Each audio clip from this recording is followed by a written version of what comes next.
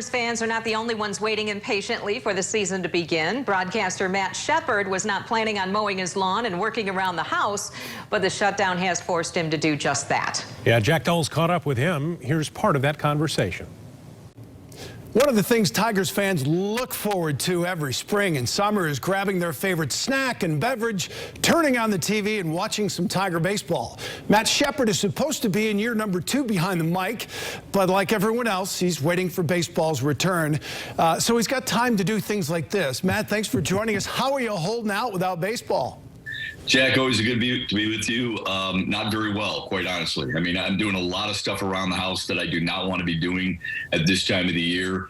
We're trying to be as practicing as safe and social responsibility as we can. But, man, I miss baseball like nobody else. I miss being around the batting cage and watching hitters hit and talking to coaches. I miss working my way around the clubhouse every day and just talking to players about everyday life, not just baseball. And I miss sitting in Ron Gardenhire's office and sharing a laugh or two. So there's a lot to look forward to when I come back, but right now I'm missing it deeply.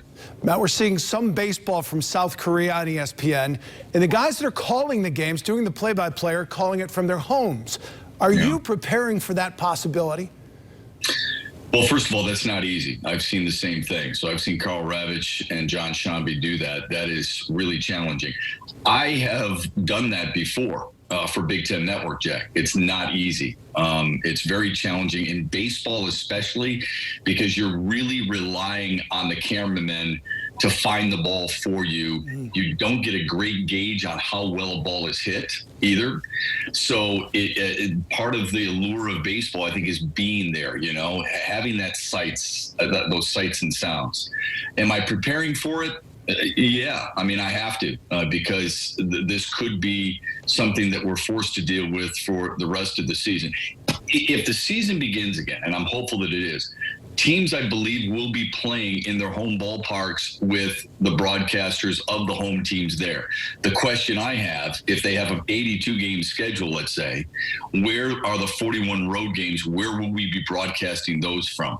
Because of the possibility of expanded rosters, 30, and then maybe a taxi squad is what they've talked about. How would they want to handle us traveling with them? How will broadcast companies be able to pay for those big crews on the road? Those are all things that need to be decided. But, yeah, unfortunately, I'm planning for something like that just in case.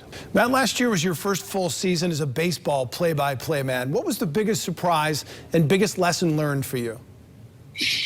Yeah, good question. People warned me about the grind, the so-called grind. That did not affect me because I think for 25 years I've been doing a lot of different things in TV and radio and to a certain extent print. So it wasn't as much that. I think that actually the pace of the game, Jack, I mean, how quickly at times things can change. When you go into a broadcast for hockey, football, or basketball, my charts are set. My flip charts for football are set. My roster and my printout for basketball is all set. I may have to shift a name around because there'll be a surprise starter, but overall it's all set.